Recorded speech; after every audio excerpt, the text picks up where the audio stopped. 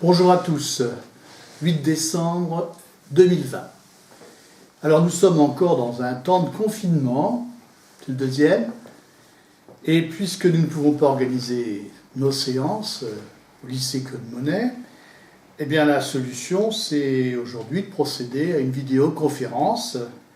Alors vous n'êtes pas bien sûr devant moi, c'est un peu artificiel, mais Gilles est présent et il vous représente. Donc je vous regarde à travers lui. Et comme promis, donc, je reviens aujourd'hui sur la réflexion de Montaigne consacrée à la question de la mort dans les essais.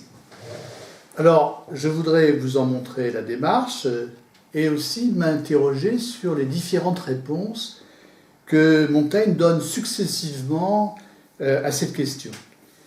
Je rappelle que j'utilise pour lire les essais l'édition Carto-Gallimard, où le texte est traduit dans un français moderne qui le rend tout à fait accessible.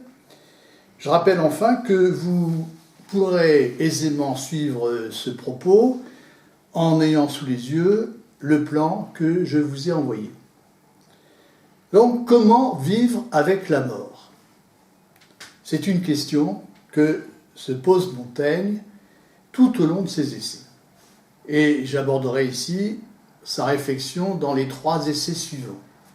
D'abord, le chapitre 20 du premier livre, qui a pour titre « Que philosopher, c'est apprendre à mourir ». Ensuite, le chapitre 6 du livre 2, qui a pour titre « De l'exercice ». Alors, dans la collection Carto-Gallimard, c'est ainsi que le titre est présenté, mais le titre originel, c'est « De l'exercitation ».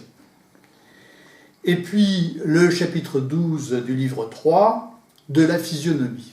Donc, l'avant-dernier chapitre du livre 3, le chapitre 12. Voilà, donc les 3 essais sur lesquels je vais m'appuyer. Alors, la mort nous fait peur. Elle nous fait peur à la seule idée que lorsqu'elle arrivera, la vie s'arrêtera définitivement et la mort signifie en effet le néant. Mais aussi, parce que nous redoutons la souffrance physique et morale que nous risquons d'éprouver au moment de mourir, c'est-à-dire dans ce moment où la vie passe au néant. Ainsi, comment vivre sereinement en sachant que nous devons mourir ? À cette question, nous allons voir que Montaigne donne successivement deux réponses qui sont opposées. Dans le chapitre 20 du premier livre, « Que philosopher, c'est apprendre à mourir », il répond qu'il faut se préparer à la mort en y pensant toujours, car elle est ce vers quoi s'oriente la vie. Je cite ce que dit à ce propos Montaigne de la mort. « Le but de notre chemin, c'est la mort, écrit-il, c'est là l'objet inéluctable de notre visée. » Dans le chapitre 12 du livre 3, de la physionomie, Montaigne donne une réponse opposée. La mort ne mérite pas qu'on s'y prépare, cette préparation est inutile, elle est même nuisible, puisque la nature elle-même nous y prépare. Montaigne écrit alors, je cite, « Mais il me semble que la mort est bien le bout, non pas pour autant le but de la vie, c'est sa fin, son extrémité, non pas pour autant son objet. » Alors comment expliquer ce changement de point de vue ? Est-ce qu'on peut considérer que d'un essai à l'autre, Montaigne se contredit ? Et si c'est le cas, pour quelle raison ? Alors si Montaigne évolue dans sa manière d'envisager la perspective de la mort, il ne change pas, en revanche, dans sa façon de concevoir la vie humaine. Celle-ci est mortelle. La mort est sa cessation définitive. Et jamais Montaigne ne se pose dans ses essais la question de l'immortalité de l'âme. Alors considérons d'abord le chapitre 20 du premier livre, qui a pour titre « Que philosopher, c'est apprendre à mourir ». Apprendre à mourir, pour Montaigne, ce n'est pas se préparer à l'immortalité. Ce n'est pas appréhender cette vie comme un passage. c'est la considérer comme la seule vie qui puisse exister. Aussi, le seul intérêt que puisse avoir une méditation sur la mort, c'est de nous permettre de mener, comme dit Montaigne, une vie d'une douce tranquillité. Le seul but d'une méditation sur la mort, c'est, dit-il encore, de viser à notre contentement. Je cite exactement ce que dit Montaigne au début du chapitre. « À la vérité, où la raison se moque, où elle ne doit viser qu'à notre contentement, et tout son travail tendre en somme à nous faire bien vivre. » C'est donc pour bien vivre qu'il faut apprendre à mourir, ou comme l'écrit encore Montaigne, apprendre à ne point craindre de mourir.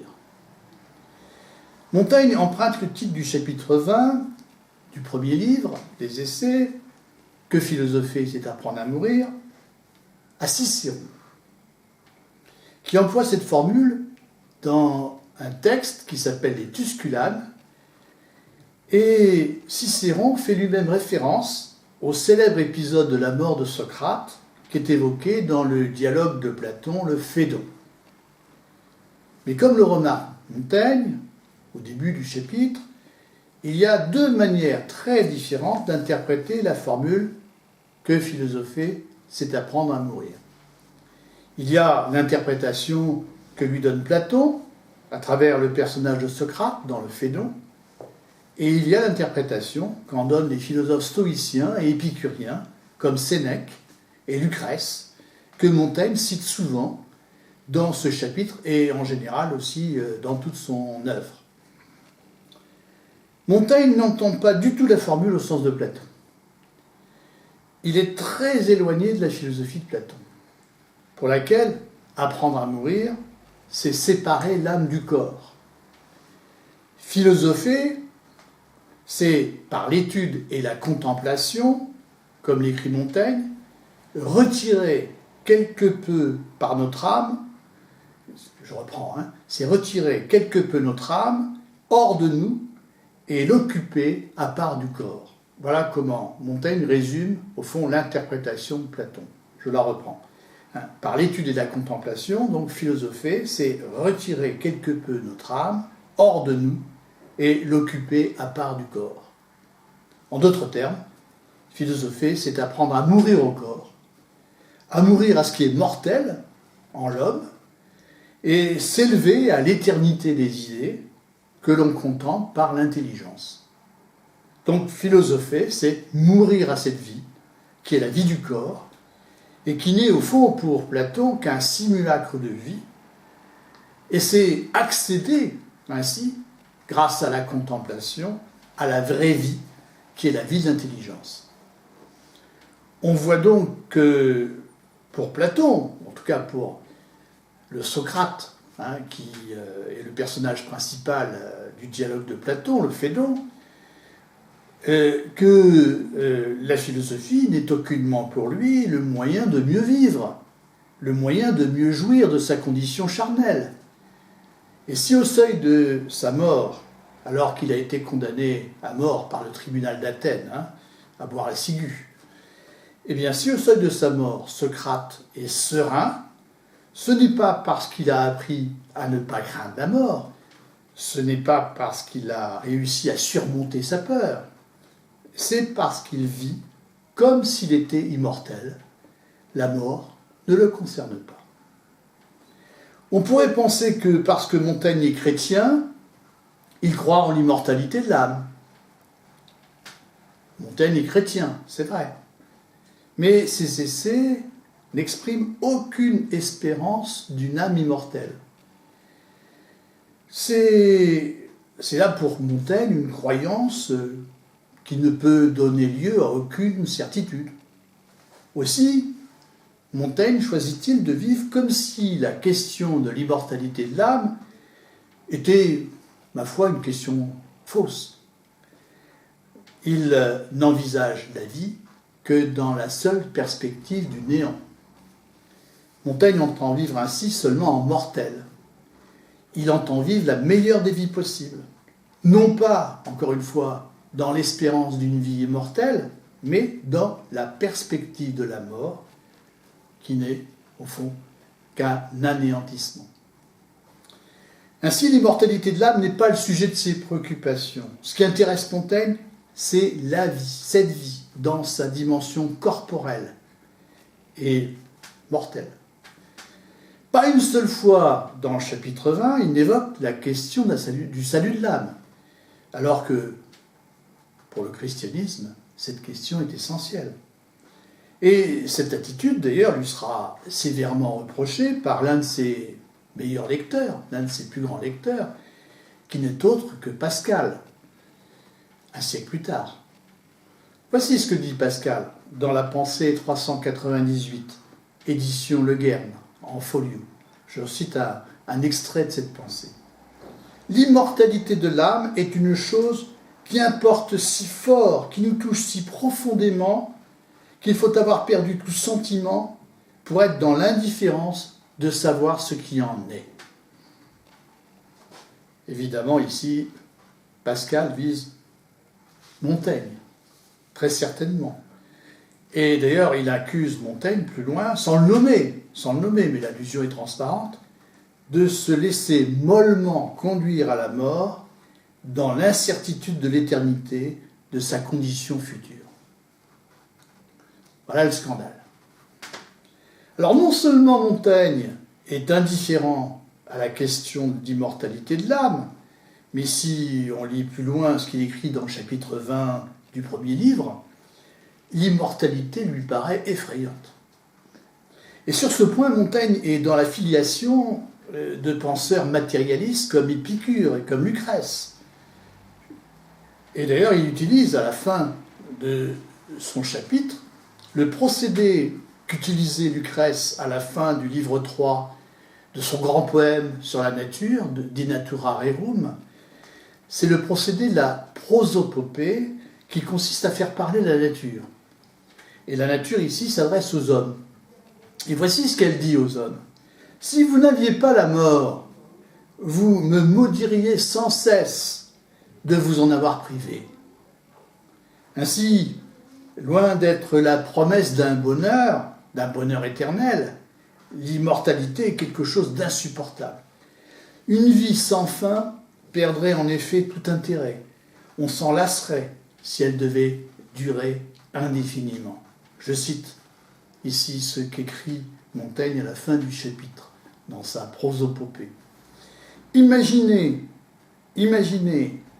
vraiment combien une vie éternelle serait moins supportable pour l'homme et plus pénible que n'est la vie que je lui ai donnée. C'est la nature ici qui parle aux hommes.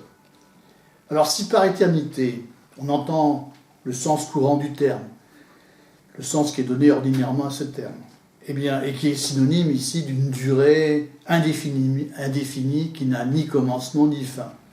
Donc si on entend l'éternité en ce sens, eh bien, Montaigne serait assez d'accord avec le propos assez connu de Woody Allen qui disait « L'éternité, c'est très long, surtout à la fin. » Donc, si nous récapitulons, apprendre à mourir, c'est nécessaire pour cesser de craindre la mort et pour être heureux en cette vie. Ce n'est pas se préoccuper, comme Pascal, de la vie future et de l'immortalité de l'âme. La comparaison entre les deux philosophes est ici très instructive. Alors que, pour Pascal, au fond, quand on est un croyant, il faut parier. Il faut parier que Dieu existe et agir comme s'il existait, afin de nous préparer à recevoir la grâce de croire en lui. Eh bien, pour Montaigne, il s'agit de vivre en laissant de côté toute croyance en l'immortalité de l'âme. Il s'agit d'apprendre à vivre avec la mort, de cohabiter, tout simplement, avec l'idée du néant. La mort est ainsi l'unique horizon dans lequel se déploie la vie humaine. Elle est la limite absolue de notre existence. Dès lors, la philosophie ne peut et ne doit avoir d'autre visée que celle d'une vie accomplie, d'une vie heureuse. Et pour désigner cet accomplissement, Montaigne n'hésite pas à reprendre le terme de volupté, non sans provocation d'ailleurs, car il sait que ce terme est en général utilisé pour désigner la jouissance sexuelle, et qu'il sert ainsi de repoussoir pour les philosophes qui méprisent les plaisirs du corps. Pour Montaigne, le terme de volupté convient d'ailleurs mieux pour désigner la jouissance de la vie que l'on atteint par la sagesse que pour la jouissance sexuelle qui n'est jamais tout à fait exempte d'inconvénients et de difficultés. La volupté que l'on atteint par la sagesse est ainsi, je cite Montaigne, est ainsi plus sérieusement voluptueuse que cette autre volupté plus basse qui désigne le plaisir sexuel. Tout le problème est maintenant de savoir comment on atteint cette volupté, comment on parvient à vivre une vie d'une douce tranquillité. Je reprends cette formule à Montaigne. Alors Montaigne répond « grâce au mépris de la mort qui nous permet de cesser de la craindre ». Je cite Montaigne. « Parmi les principaux bienfaits de la vertu, il y a le mépris de la mort qui pourvoit notre vie d'une douce tranquillité, nous en rend le goût pur et aimable, sans quoi toute autre volupté est éteinte. » Alors si le mépris de la mort est la condition sans laquelle on ne peut pas jouir de la vie, eh bien le problème est alors de savoir comment il peut s'acquérir. Et comme le dit Montaigne, toutes les règles, c'est-à-dire toutes les règles qui nous permettent de savoir vivre, eh bien toutes les règles se rencontrent et se rassemblent sur ce point. Elles se ramènent toutes à la question de savoir comment parvenir à mépriser la mort. Alors, il y a une première solution qui est envisagée par Montaigne. C'est celle qui consiste à oublier tout simplement que nous sommes mortels, à vivre comme si la mort nous était étrangère, à vivre comme si elle n'existait pas et ne nous concernait pas. Cette solution, c'est ce que Montaigne appelle le remède du vulgaire. Le remède du vulgaire, dit-il, c'est de ne pas y penser, alors qu'elle est pourtant une échéance inéluctable, alors qu'elle est un événement inévitable, vers lequel s'oriente notre existence. Elle est, comme l'écrit Montaigne, le but de notre chemin, l'objet inéluctable de notre visée. Alors la plupart des hommes, ceux que Montaigne désigne par le terme de vulgaire, la plupart des hommes préfèrent vivre sans jamais penser à la mort, et ils croient par là échapper à la peur que suscite sa perspective. Si le remède était efficace, Montaigne l'adopterait. Mais c'est loin d'être le cas, comme nous allons le voir. À première lecture, on serait tenté de penser que c'est par une sorte de mépris aristocratique que Montaigne écarte le remède du vulgaire. Il semble en effet reprocher au vulgaire sa lâcheté, il dénonce d'ailleurs sa stupidité de brute, son grossier aveuglement. Et ce n'est pas sans une certaine condescendance que Montaigne évoque l'attitude de fuite des gens du peuple qui veulent éviter superstitieusement qu'on prononce devant eux le mot « mort », comme si le fait de prononcer ce mot allait provoquer la chose, comme si le fait de prononcer le mot allait effectivement faire venir la mort. Je cite Montaigne.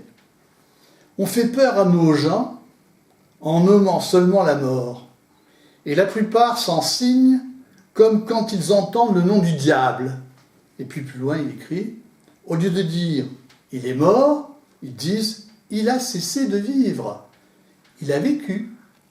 Pourvu qu'ils emploient vie, même passée, ils se consolent.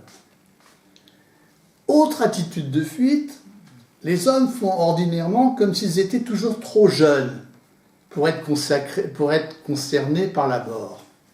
Je cite, « Il n'y a pas d'homme si décrépit soit-il qui, tant qu'il n'a pas atteint l'âge de Mathusalem, ne pense avoir encore 20 ans dans le corps. »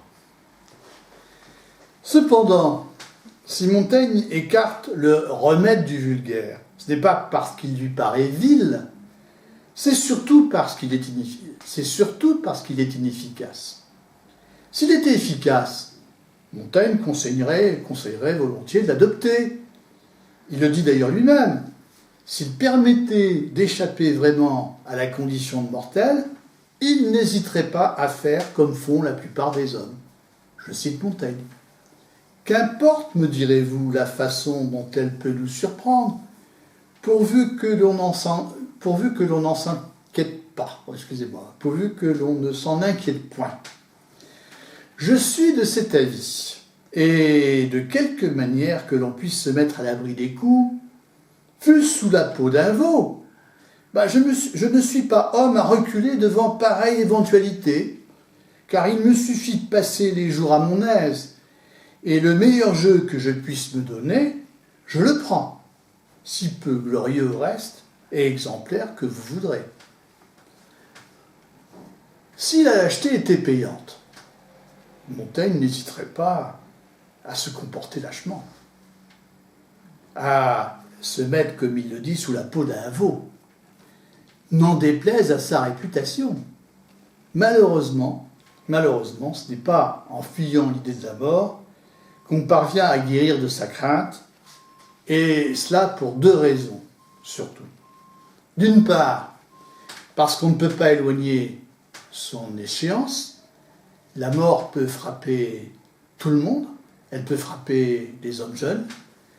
Et Montaigne donne l'exemple de Jésus-Christ, qui a fini sa vie à 33 ans. Et d'ailleurs, c'est bien peut-être la seule fois dans les essais que Montaigne parle de Jésus-Christ. Et on remarquera qu'il n'évoque aucunement sa résurrection. Et il compare à l'exemple de Jésus-Christ celui d'Alexandre, l'empereur Alexandre, qui, indique Montaigne, est mort au même âge. Et en ajoutant cette précision assez savoureuse, Alexandre, le plus grand homme, simplement homme. Sous-entendu, Jésus-Christ, lui, était tout de même fils de Dieu. Deuxième raison, la mort peut survenir de la manière la plus inattendue.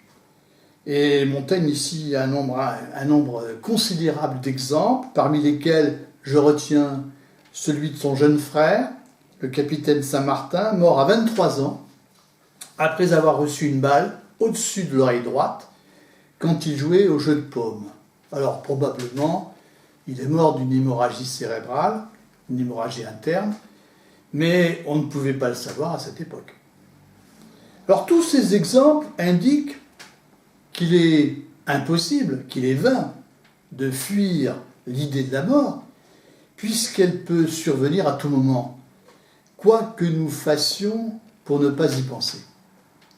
Je cite Montaigne, ces exemples si fréquents et si ordinaires, nous passant devant les yeux, comment est-il possible qu'on puisse se défaire de la pensée de la mort, et qu'à chaque instant, il ne nous semble pas qu'elle nous tienne au collet? Alors comment font les hommes pour fuir l'idée de la mort? Ils pratiquent ce que Montaigne appelle l'insouciance bestiale. C'est-à-dire qu'ils vivent comme des bêtes. Ils vivent comme s'ils étaient étrangers à la mort, comme s'ils n'étaient pas mortels, alors que tout homme sait qu'il est mortel. Ils vont ainsi d'occupation en occupation, d'activité en activité. Ils cherchent à s'étourdir. Et ils croient par là échapper à leur condition de mortels. Je cite Montaigne. Ils vont, ils viennent, ils trottent, ils dansent. De la mort, nulle nouvelle. Tout cela est beau. Mais aussi, quand elle arrive, ou à eux, ou à leurs femmes, enfants et amis, et surprenant à l'improviste et sans défense, quel tourment, quel cri, quelle rage et quel désespoir les accable. Vites-vous jamais créature si rabaissée, si changée, si bouleversée? Il faut pourvoir à cela de meilleures heures, et cette insouciance bestiale, quand bien même elle pourrait loger dans la tête d'un homme intelligent, ce que je trouve entièrement impossible, nous vend trop cher ces denrées. Fuir l'idée de la mort est donc impossible.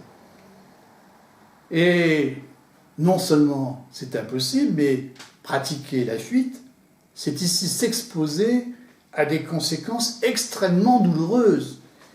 Les hommes sont totalement démunis, ils sont dans la plus grande détresse quand survient la mort, qu'ils avaient tout fait pour écarter du champ de leurs pensées. Le remède du vulgaire n'est donc pas seulement inefficace, il est catastrophique. Aussi est-il nécessaire de lui opposer une toute autre attitude. Il s'agira, au contraire, de regarder la mort en face. Il s'agira d'apprendre à se familiariser avec sa perspective. Il s'agira de s'accoutumer à elle, de lui ôter son étrangeté, comme dit Montaigne. Et Montaigne n'hésite pas ici à utiliser des métaphores guerrières. Il n'hésite pas à parler de la mort comme d'un ennemi. La mort est un ennemi qu'on ne peut pas éviter et dont l'arme la plus redoutable est l'effet de surprise. Et si l'on veut vaincre cet ennemi, eh bien, il faut commencer par connaître ses forces, par bien évaluer ses forces, et par lui ôter justement son arme la plus redoutable, qui est l'effet de surprise, pour, je cite Montaigne, pour apprendre à soutenir de pied ferme son assaut et à le combattre. Fuir la pensée de la mort, c'est en effet laisser agir l'ennemi. C'est lui permettre de nous surprendre, c'est lui permettre de nous surprendre et d'en subir l'assaut. Ainsi, au lieu de vivre comme si la mort ne nous concernait pas, comme si elle nous était étrangère, apprenons au contraire à vivre avec elle, habituons-nous à penser qu'elle peut survenir à tout moment, prenons les devants. Je cite Montaigne. À tous instants, représentons-la à notre imagination et avec tous ses visages, au faux pas d'un cheval, à la chute d'une tuile, à la moindre piqûre d'épingle, ressassons soudain, eh bien, quand ce serait la mort elle-même. Et là-dessus, raidissons-nous et faisons effort sur nous-mêmes. L'attitude devant la mort doit donc être volontariste. Plus loin dans le chapitre, Montaigne cite l'exemple des Égyptiens qui, dans l'Antiquité, faisaient apporter au milieu des festins le squelette d'un homme mort pour rappeler aux convives qu'ils sont mortels. Non pas pour gâcher la fête, mais pour apprendre à devenir plus résistant face à la mort. Toutefois, comme le remarque Montaigne, la méthode qu'il préconise ne peut être efficace que si déjà on est prédisposé naturellement à l'adopter. Et Montaigne est prêt à admettre ici qu'elle ne convient pas à tout le monde. Et on comprend par là qu'elle ne peut sans doute pas convenir aux gens du peuple, aux vulgaires, qui pratiquent l'insouciance bestiale. C'est là en tout cas une remarque qui conduit à relativiser la portée de sa méthode. Et voilà en effet qu'il explique ici de façon précise, je cite, « À la vérité, en toute chose, si la nature ne prête pas un peu, il est malaisé que l'art et l'habileté avancent beaucoup. » En d'autres termes, si la nature ne prête pas un certain tempérament qui permette de mettre en œuvre cette méthode, eh bien cette méthode, qui consiste à toujours penser à la mort, cette méthode risque d'être bien peu efficace. Et d'ailleurs, Montaigne ici cite son propre cas. Il fait partie de ces hommes prédisposés naturellement à penser à la mort.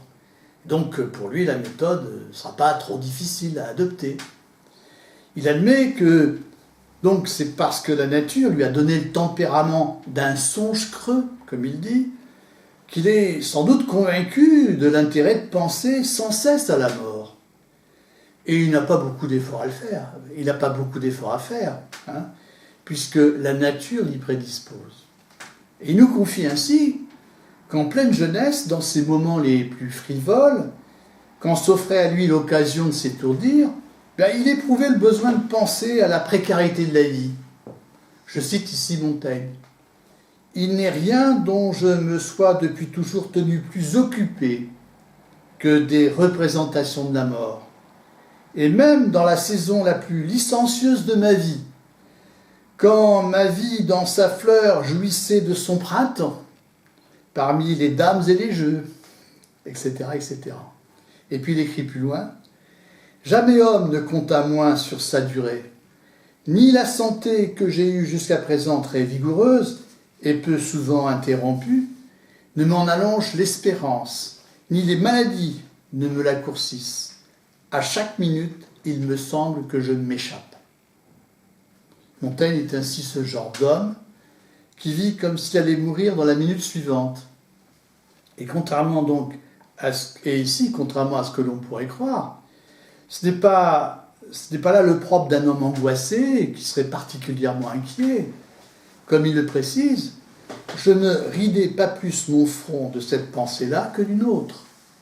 C'est-à-dire que c'est une pensée, la pensée de la mort, à laquelle il s'est habitué, et qui ne l'empêche aucunement de profiter des plaisirs de la vie, qui ne l'empêche aucunement de profiter des fêtes auxquelles il participe. Quoi qu'il en soit, regarder la mort en face, s'accoutumer à son idée, ce n'est pas seulement apprendre à vivre avec elle, c'est plus encore apprendre à vivre par elle. Et on trouve ainsi, dans la conscience de sa mortalité, le moyen d'être pleinement présent à soi, de s'approprier véritablement sa propre vie. Je cite Montaigne, ce passage est important. La méditation préalable de la mort est aussi celle de la liberté. Celui qui a appris à mourir a désappris à être esclave. Le savoir mourir nous affranchit de toute sujétion et de toute contrainte. Alors, je commente. Penser à la mort, c'est se libérer, au fond, de ce qui, dans notre vie, nous enchaîne et nous rend dépendants. Et c'est ainsi pouvoir disposer de soi, en se détachant de ce qui ne dépend pas de nous.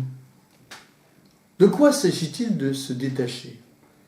Il s'agit surtout de se détacher en pensée de tout ce dont la mort nous séparera, de tout ce à quoi l'on tient, de tous les êtres auxquels on tient, comme par exemple, il cite ici la compagnie de sa femme ou celle de son fils. Évidemment, évitons tout contresens, cela ne veut pas dire que l'on n'aime plus ces êtres et que l'on ne soit plus heureux en leur présence, mais c'est comprendre qu'ils peuvent nous être enlevés, que nous pouvons en être séparés. Et c'est par là, au contraire, se réjouir d'autant mieux de leur présence que nous savons que la mort, à tout moment, peut nous en séparer.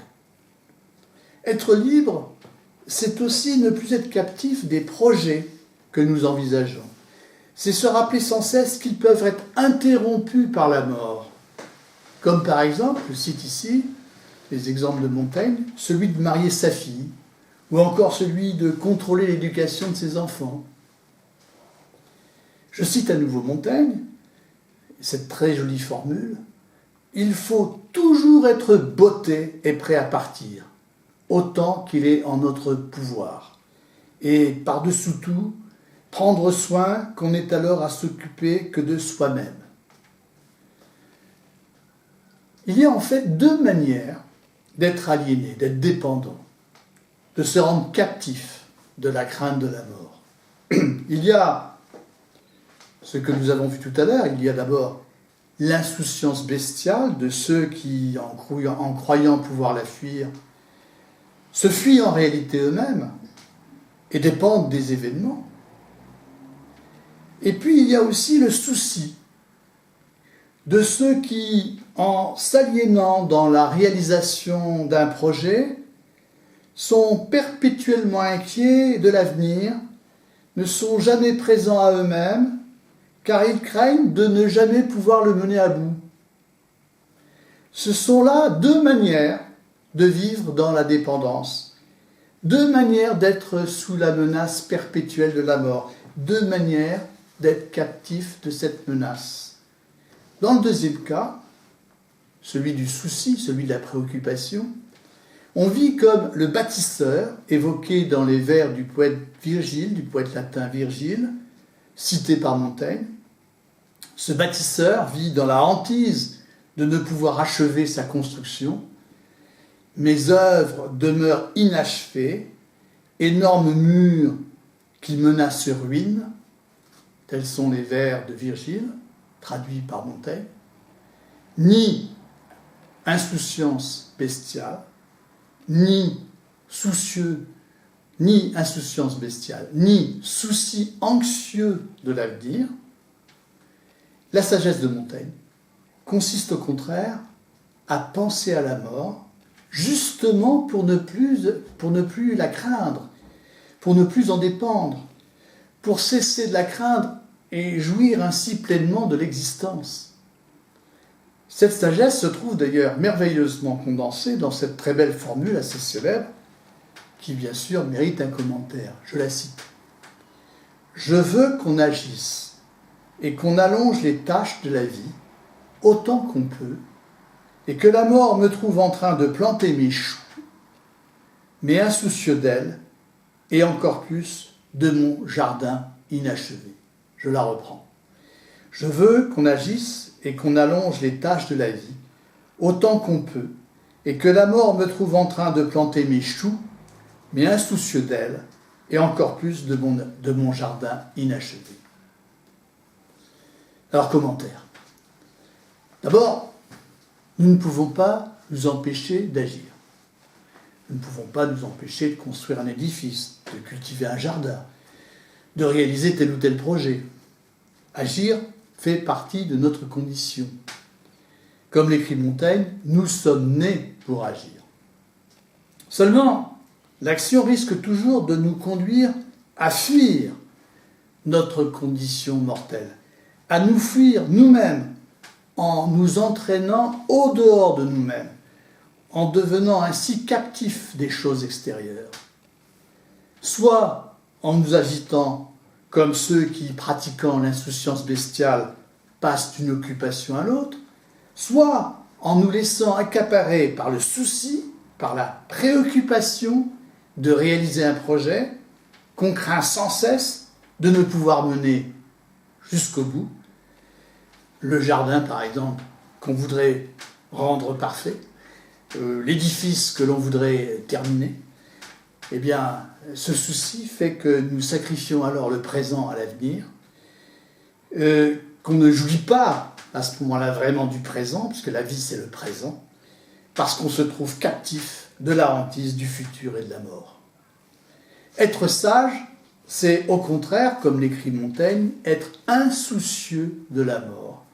Non pas oublieux, car l'oubli nous maintient dans la crainte, mais être insoucieux de la mort, c'est y penser,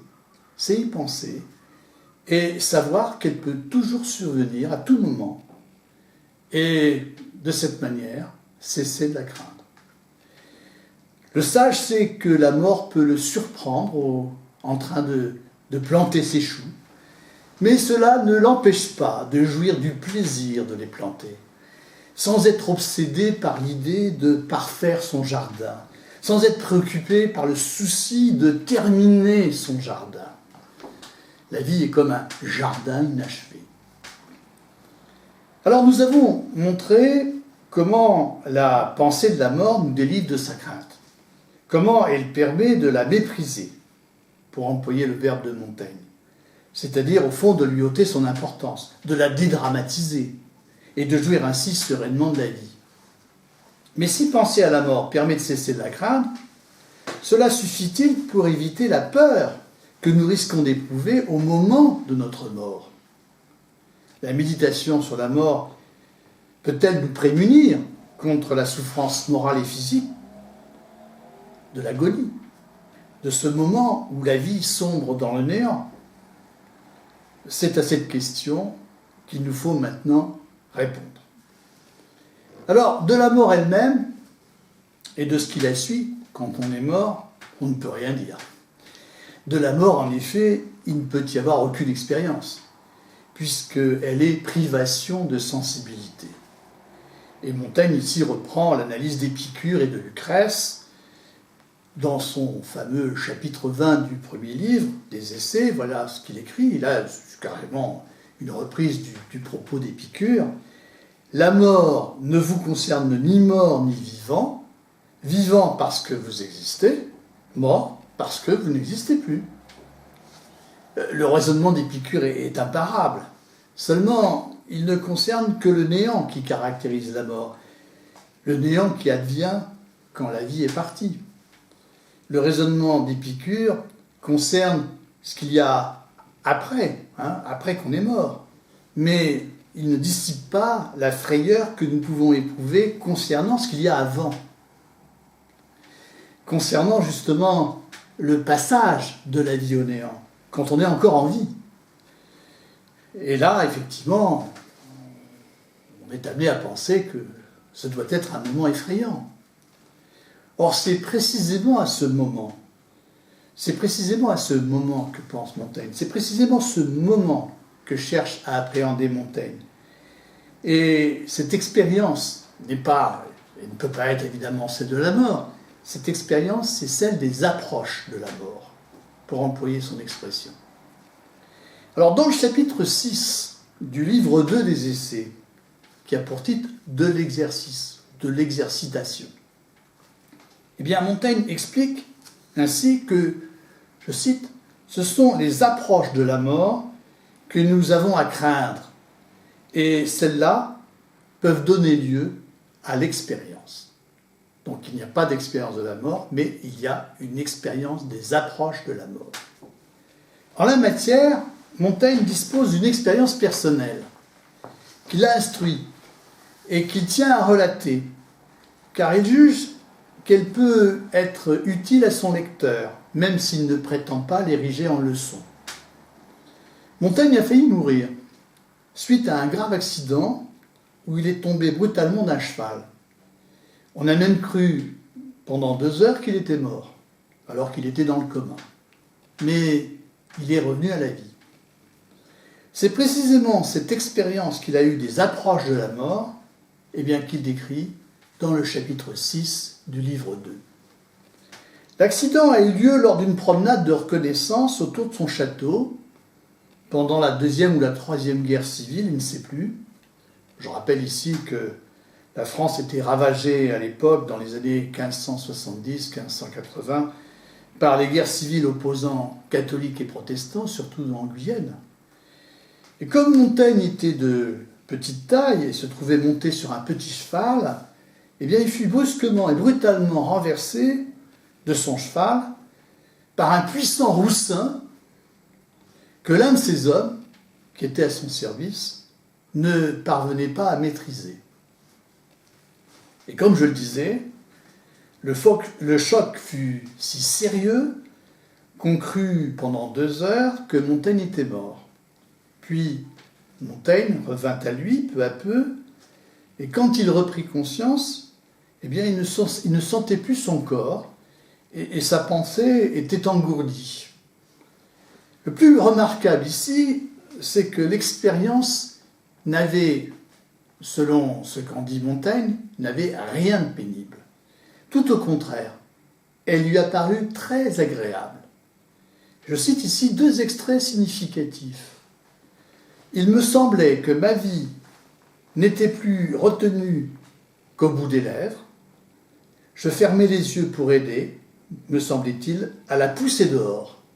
Et je prenais plaisir à m'alanguir et à me laisser aller. » Puis plus loin, « c'eût été, sans mentir, une mort très heureuse, car la faiblesse de mon raisonnement m'empêchait de faire à son sujet le moindre jugement, et celle de mon corps me préservait de toute sensation. Je me laissais couler si doucement, et d'une façon si agréable et si facile, qu'il n'y a guère d'autre action qui soit, à mon sens, moins pénible que ne l'était celle-là. »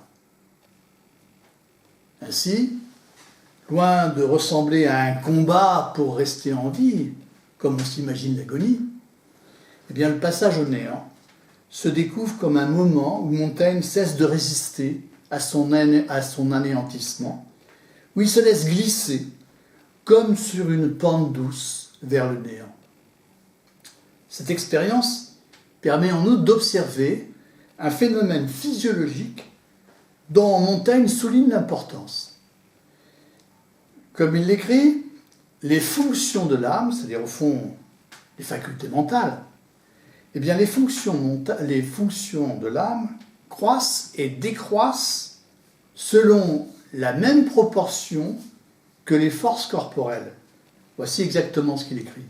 Les fonctions de l'âme renaissaient avec la même progression que celle du corps. Il est ainsi impossible que les fonctions mentales soient actives quand le corps se trouve à bout de force. Et c'est bien ce qui arrive à Montaigne lorsque, revenu à peine du coma où il était plongé, il n'avait, selon ses termes, aucun jugement qui le tourmentât et qui pût lui faire juger et sentir la misère de sa condition. Ainsi, à partir de sa propre expérience, Montaigne se croit autorisé à tirer une conclusion générale sur l'état d'agonie dans lequel se trouvent les mourants. Je cite Montaigne. « Je crois que c'est dans ce même état que se trouvent ceux que l'on voit défaillants de faiblesse à l'agonie précédant la mort.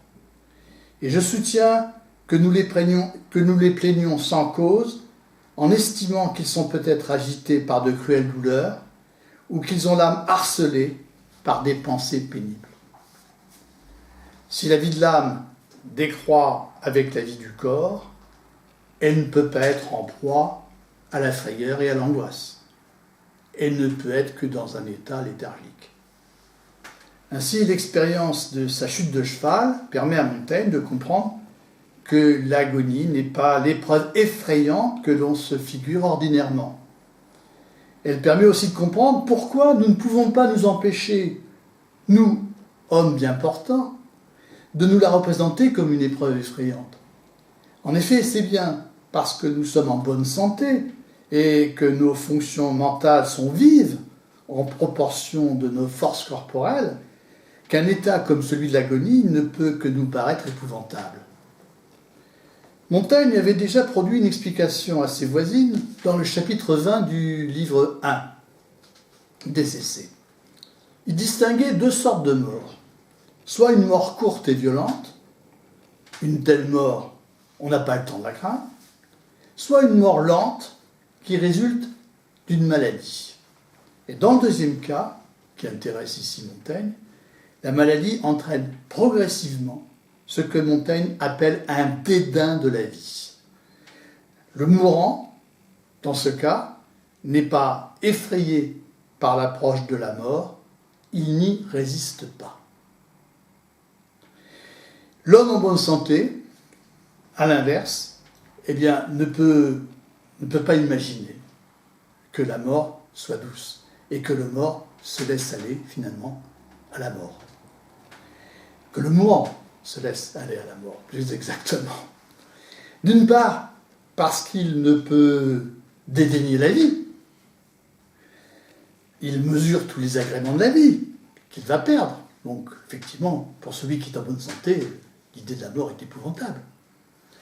Et aussi parce que son imagination lui fait grossir la souffrance de l'agonie, étant donné le décalage qui existe entre son propre état et puis celui de l'agonisant.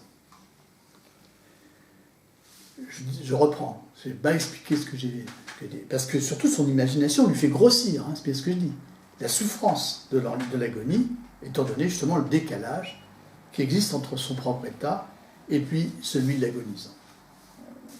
Alors, effectivement, celui qui est en bonne santé se représente d'autant plus l'agonie comme quelque chose d'épouvantable que ses fonctions mentales sont vives, que son imagination est vive. Et voilà ce qu'écrivait d'ailleurs sur ce point Montaigne dans le chapitre 20 du premier livre, je cite, « J'ai trouvé qu'étant en bonne santé, j'avais eu les maladies beaucoup plus en horreur que lorsque je les ai ressenties. L'allégresse où je suis, le plaisir et la force me font paraître l'autre état si disproportionné à celui-là, que par imagination, je grossis ces désagréments de moitié, et que je les conçois plus pénibles que je ne les trouve quand je les ai sur les épaules. Et Montaigne conclut ainsi, « J'espère qu'il en sera ainsi pour moi de la mort. » Alors au moment où Montaigne écrit le chapitre 20 du premier livre, il n'a sans doute pas encore eu son accident. Et on peut dire en tout cas qu'après cette expérience, eh bien, il sera plutôt rassuré. Dans le chapitre 20 du livre premier, Montaigne fondait son espoir sur une simple hypothèse. Eh bien, l'expérience qu'il a eue lui-même des approches de la mort, après sa chute de cheval, permet de la confirmer. La conclusion, en tout cas, sur ce point est claire. Ce sont nos représentations imaginaires d'hommes en bonne santé qui nous font voir le moment de la mort comme quelque chose d'effrayant. En vérité, la mort n'est pas à craindre. Montaigne croit pouvoir le confirmer sur la foi de son expérience. Alors sans doute cette expérience a-t-elle joué un rôle dans l'évolution de la réflexion de Montaigne à propos de la mort. Il abandonne en effet la méthode volontariste qu'il préconisait au début du chapitre 20 du premier livre, et il finit même par s'en moquer dans le chapitre 12 du livre 3. La méditation sur la mort lui paraît alors ridicule, inutile.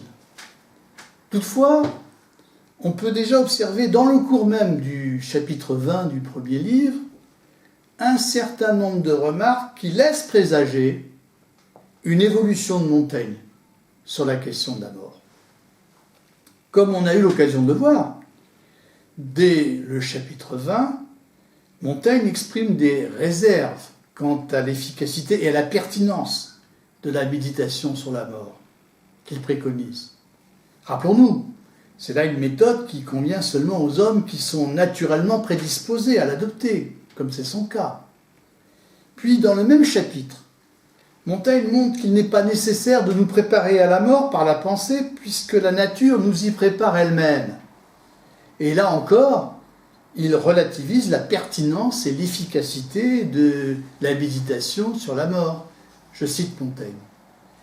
La méditation préalable donne sans aucun doute un grand avantage. Et plus loin, il écrit, il y a plus. La nature elle-même nous prête la main et nous donne courage.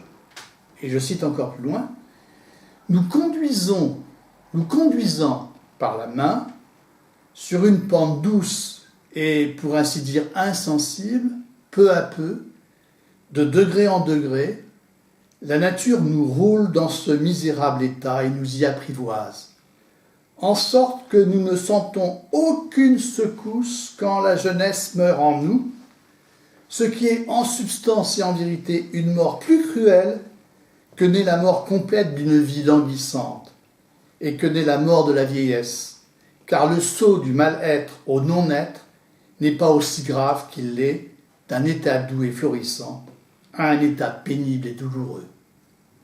Fin de citation. Ainsi, tant mieux si la nature nous prédispose à pratiquer la méditation sur la mort, car celle-ci, comme dit Montaigne, offre un grand avantage pour l'affronter. Mais il y a mieux que l'effort volontaire de la pensée, mieux que la méditation. Il y a l'action de la nature elle-même, qui, de manière douce, prépare les hommes à la mort. Et on notera ici les adverbes employés par Montaigne pour caractériser sa façon de procéder. Elle conduit peu à peu, de degré en degré, vers la mort. Remarquons aussi les adjectifs. La nature nous conduit par une pente douce et, pour ainsi dire, insensible. Alors cette douceur est en contraste avec la raideur de l'homme qui médite et fait effort sur lui-même pour affronter la mort en pensée. Raideur était le terme que Montaigne avait employé dans le chapitre 20 du premier livre. La nature procède au contraire par une perte progressive de la conscience qui permet d'atténuer le mal, de le rendre acceptable, beaucoup mieux que par un effort de conscience. Alors par quels moyens surtout la nature nous conduit-elle insensiblement à la mort? par la maladie et par le vieillissement. La maladie, en nous affaiblissant, nous fait perdre le goût de la vie et nous en détache. C'est ce que nous avons vu. Le vieillissement, quant à lui, est une sorte de mort progressive et indolore. On voit ainsi, si l'on suit Montaigne, que la vieillesse n'est un problème que pour des hommes qui ne comprennent rien à la vie, qui voudraient rester jeunes coûte que coûte, et s'imaginent qu'un jour on pourra guérir de la vieillesse, exactement comme le pensent les transhumanistes. La vieillesse est un problème pour des sociétés qui ne veulent pas admettre la réalité de la vie humaine et ne veulent envisager qu'un accroissement continu des forces et des performances, une augmentation indéfinie de l'espérance de vie, une plus grande compétitivité, et ne veulent pas admettre que la vie est une lente maturation qui achemine progressivement les hommes, comme tous les êtres vivants, vers la mort. Enfin, si on a compris que la mort est le dernier degré, l'ultime degré d'une vie qui s'achève, elle n'apparaît plus comme une fin brutale, comme un anéantissement absolu, auquel seul un apprentissage par la pensée peut nous préparer. La prosopopée, utilisée par Montaigne, à l'instar de Lucrèce, à la fin du chapitre 20, conforte ce changement de perspective qui a été amorcé par Montaigne. Ainsi, lorsque la nature prend la parole et s'adresse aux hommes, elle calme leurs inquiétudes en justifiant sa conduite à leur égard. La mort, dit-elle, n'est pas un châtiment, comme pourraient le croire les hommes. Elle est tout au contraire un bienfait. Elle est en effet la condition de la vie. Je cite Montaigne, plutôt je cite un extrait de cette prosopopée. La mort est à l'origine d'une autre vie. Qu'est-ce que cela signifie? Ça signifie que nous ne serions pas nés nous-mêmes si d'autres hommes avant nous n'étaient pas morts et n'avaient pas laissé leur place. Par ailleurs, la vie et la mort ne sont pas deux états radicalement opposés et étrangers l'un à l'autre. La vie et la mort sont solidaires l'une de l'autre. Elles sont les deux étapes d'un même processus et l'une n'existe pas sans l'autre. Ainsi, la mort est déjà là dès la naissance. Je cite Montaigne. Le premier jour de votre naissance, c'est ce que déclare la nature, le premier jour de votre naissance vous achemine à mourir comme à vivre. L'ouvrage continuel de notre vie, de votre vie, c'est de bâtir la mort. L'ouvrage continuel de votre vie, c'est de bâtir la mort. Lorsque l'homme se révolte contre la mort, il refuse en fait de voir que la mort fait partie de sa vie, qu'elle constitue son être. Je cite Montaigne. C'est la condition de votre création que la mort. C'est une partie de vous. Cette existence dont vous jouissez est également partagée entre la mort et la vie. Ainsi, il faut comprendre que aimer vraiment la vie, ce n'est pas nier la mort. C'est comprendre qu'elle est une partie intégrante de la vie, c'est apprécier la vie comme une réalité éphémère. C'est l'aimer justement en ce qu'elle ne peut pas échapper à la mort. Ce n'est en tout cas pas refouler la mort, c'est au contraire la négation de la mort, c'est son refoulement qui est morbide. Et quand on lit maintenant le chapitre 12 du 3e livre, qui a pour titre de la physionomie, c'est vrai, on voit très clairement une opposition entre ce qui écrit Montaigne et puis ce qu'il écrivait au chapitre 20 du premier livre. Montaigne, cette fois, écarte de manière ostensible toute idée d'une préparation à la mort par la pensée, qu'il juge désormais totalement inutile. À quoi bon, en effet, se préparer à la mort, puisque le moment venu, la nature y pourvoit. Alors, Montaigne, rappelons-nous, affirmait au chapitre 20 du premier livre que le fait de penser à la mort longtemps à l'avance nous permet de la regarder sereinement, jusqu'au moment de l'affronter.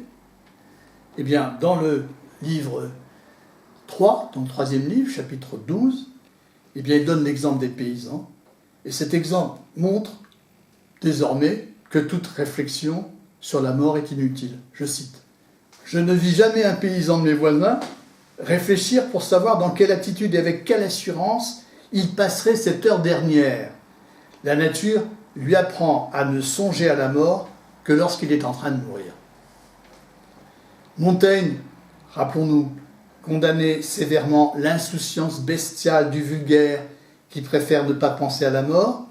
Eh bien, on voit maintenant que loin de condamner son insouciance, il se moque au contraire des philosophes qui prétendent apprivoiser la mort par la pensée.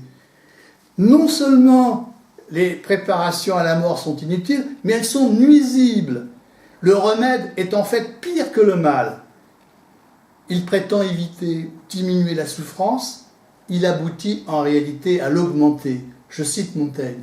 « Il est certain qu'à la plupart des savants, la préparation à la mort a donné plus de tourments que n'a fait la souffrance même de la mort. » Plus loin, « Nous troublons la vie par le souci de la mort et la mort par le souci de la vie. » Montaigne, ainsi, renverse totalement sa position.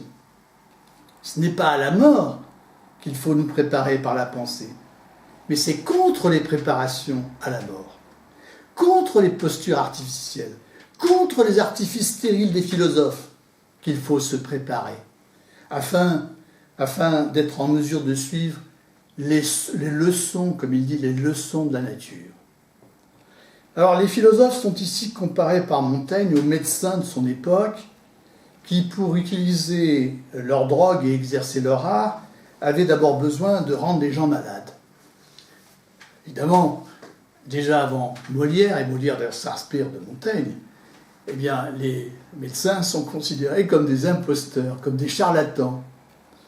Et ici, Montaigne n'est pas loin de penser que c'est aussi le cas des philosophes. Les philosophes, ce sont les médecins de l'âme, hein, quand les médecins, eux, prétendent s'occuper du corps. En réalité, de même que les médecins qui prétendent soigner les corps, eh bien, rendent en fait les hommes malades, eh bien, les philosophes qui prétendent soigner les âmes ne font qu'accroître leurs tourments. Mais de quel philosophe parle ici Montaigne? De tous ceux qui prétendent apprendre à mourir, de tous ceux qui prétendent que la pensée de la mort apprend à mieux vivre.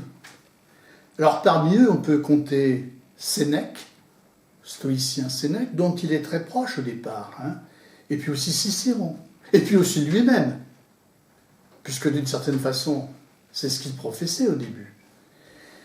Cette critique ne peut pas vraiment, en revanche, concerner des philosophes comme Épicure et Lucrèce, pour lesquels la mort n'étant rien, la mort n'étant que le néant, elle ne mérite pas qu'on s'y prépare. On peut dire ici que Montaigne se rapproche plutôt de la position des épicuriens. Et alors qu'il écrivait que la mort est le but de la vie et son objet, eh bien, il tient ici à rectifier son propos initial et il déclare qu'elle est seulement la fin de la vie, elle est seulement son extrémité. Et à ce titre, elle ne mérite pas qu'on s'en soucie. Loin de devoir être orientée vers la mort, la vie ne doit l'être que vers elle-même. C'est d'elle et seulement d'elle-même qu'elle doit se soucier. En conclusion, je ferai ces quelques remarques. Il est certain que Montaigne a changé de position.